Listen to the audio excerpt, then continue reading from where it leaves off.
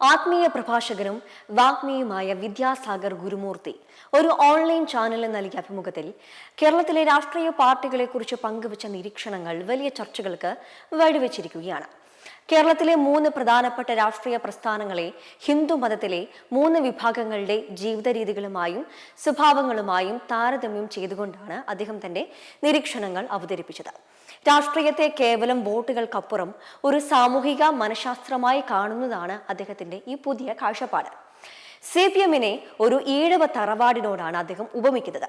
ഒരു ഈഴവ തറവാട്ടിലെ അംഗങ്ങൾക്കിടയിലുള്ള ദൃഢമായ ബന്ധവും പരസ്പര സഹകരണവും ഐക്യവും CPM എന്ന പ്രസ്ഥാനത്തിൽ കാണാൻ കഴിയുമെന്ന് അദ്ദേഹം നിരീക്ഷിക്കുന്നു. എണ്ണയിട്ട യന്ത്രം പോലെ പ്രവർത്തിക്കുന്ന ഒരു സംഘടനാ സംവിധാനം അവർക്കുണ്ട്. ഓരോ വോട്ടും എവിടെയാണെന്നും ആര് വോട്ട് ചെയ്യുമെന്നും കൃത്യമായി അറിയാവുന്ന ഫിക്സ്ഡ് ആയ ഒരു വോട്ട് ബാങ്ക് അവർക്കുണ്ട്. ഈഴവ തറവാടുകളിലെ സ്നേഹവും ഈഴയടുപ്പവും പോലെ പ്രവർത്തകർ തമ്മിലുള്ള ബന്ധമാണ് CPM-ന്റെ കരുത്തെന്നും അദ്ദേഹം ചൂണ്ടിക്കാട്ടുന്നു. ഒരു കുടുംബത്തിലെ കാര്യങ്ങൾ കൃത്യമായി പ്ലാൻ ചെയ്യുന്നത് പോലെ ഓരോ ഇലക്ഷനെയും മൈക്രോ ലെവലിൽ മാനേജ് ചെയ്യാൻ അവർക്ക് സാധിക്കുന്നു.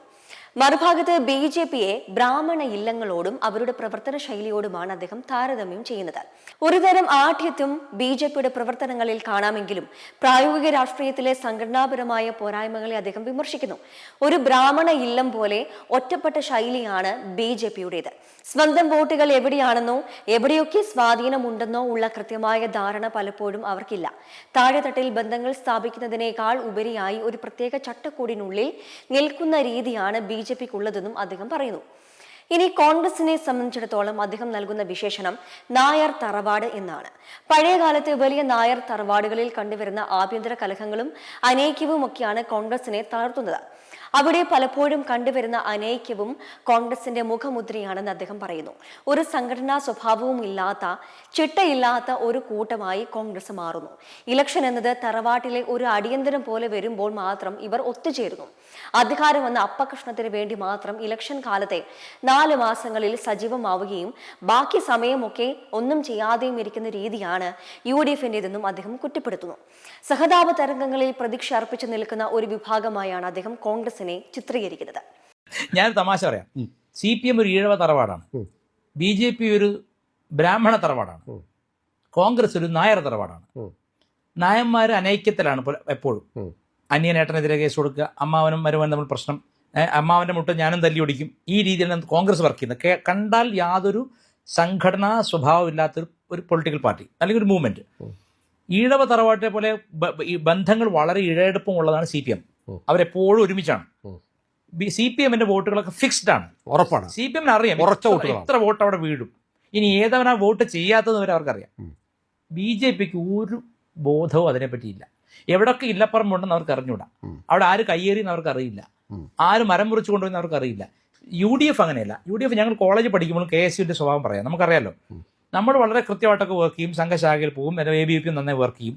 പിന്നെ CPM-കാർ SFI-യും അതുപോലെ സ്ട്രോങ് ആയിട്ട് വർക്ക് ചെയ്യും. ഈ ഇലക്ഷന് തലേന്നൊരു ഇമോഷണൽ പ്രശ്നം ഉണ്ടാക്കാണ് KSU ചെയ്യുക, ഒരു തല്ലുകൊള്ളുക. ഈ UDF നായർ തറവാടെന്ന് പറയാൻ കാരണം അനൈക്യം മാത്രമേ ഉള്ളൂ. പക്ഷെ ഇലക്ഷൻ വരുമ്പോൾ തറവാട് അടിയന്തരമാണ്. എല്ലാവരും വരും, എന്നിട്ട് അവർ ബൂത്തുകൾ ശക്തമാക്കും. ആ ഒരു സത്യം പറഞ്ഞാൽ UDF എന്ന മുന്നണി പിന്നെ പ്രവർത്തിക്കുന്നത് ഒരു 4 മാസത്തിൽ താഴെയാണ് വർഷത്തിൽ. ആ ഇലക്ഷൻ വരുമ്പോൾ അവർ ചുറ്റും കൂടുകയാണ്. കാരണം അവിടെ അധികാരം എന്ന അപ്പകഷ്ണം എല്ലാവർക്കും വേണം. വീതം വെക്കാനാണ് തങ്ങളിൽ മുഖത്ത് തുപ്പും നമ്മൾ ഒന്നെന്ന് ചൊല്ലും ചിരിക്കുന്നു മധുസൂദനാർ എഴുതിയ പോലെയാണ് UDF-ന്റെ പ്രവർത്തനം. അതിന് ഫലം എന്താണെന്നറിയോ? പ്രവർത്തകർ എപ്പോഴും സ്വതന്ത്രം, അവരെ പണിക്ക് പോകും, റിയൽ എസ്റ്റേറ്റിന് പൈസ ഉണ്ടാക്കും. എന്നിട്ട് അവർ ഇലക്ഷൻ വരുമ്പോൾ എല്ലാവരും ചേർന്നിട്ട് അധികാരത്തിന് അപ്പകഷ്ണം പങ്കിടാൻ വേണ്ടി വരുന്നതാണ് കേരളത്തിൽ. പിന്നെ CPM അങ്ങനെയല്ല, എണ്ണയിട്ട യന്ത്രം പോലെ ഈ പിന്നെ ഈഴവ തറവാടുകളിൽ കാണുന്ന ബന്ധങ്ങൾ, ഐക്യം, വളരെ സ്നേഹവും ഐക്യവും, ആരാണെന്ന് അറിയാം, അമ്മാവൻ്റെ മാനവൻ്റെ എല്ലാം അറിയാം. അവർ ഫൈറ്റ് ചെയ്താൽ പോലും അവർ പെട്ടെന്ന് തന്നെ അത് സോൾവ് ചെയ്യുന്നു. അവരെല്ലാത്തിലും ഒരുമിച്ചാണ്. ഇത് ഇല്ലപ്പറമ്പ് പോലെയാണ് BJP നിൽക്കുന്നത് ഇപ്പം.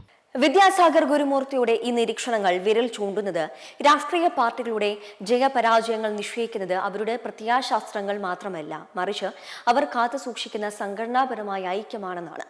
കേരളത്തിലെ രാഷ്ട്രീയ പാർട്ടികളുടെ നിലനിൽപ്പ് കേവലം പ്രത്യയശാസ്ത്രങ്ങളിൽ മാത്രമല്ല, മറിച്ച് അവ കാലങ്ങളായി രൂപപ്പെടുത്തിയെടുത്ത സാമൂഹിക സാമുദായിക സ്വഭാവങ്ങളിലാണെന്ന വസ്തുതയിലേക്കാണ്.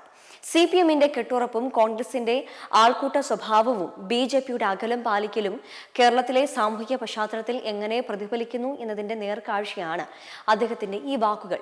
പാർട്ടികൾ തങ്ങളുടെ പ്രവർത്തന ശൈലിയിൽ വരുത്തേണ്ട മാറ്റങ്ങളെക്കുറിച്ച് ചിന്തിക്കാൻ പ്രേരിപ്പിക്കുന്ന ഒന്നാണ് ഈ നിരീക്ഷണം. ജാതീയമായ ചില സവിശേഷതകളോട് സാമ്യമുള്ളതാണെന്ന അദ്ദേഹത്തിന്റെ കാഴ്ചപ്പാട് ചർച്ചയാകേണ്ട ഒന്നാണ്. BLM കേരള, തമിഴ്നാട്, പോണ്ടിച്ചേരി.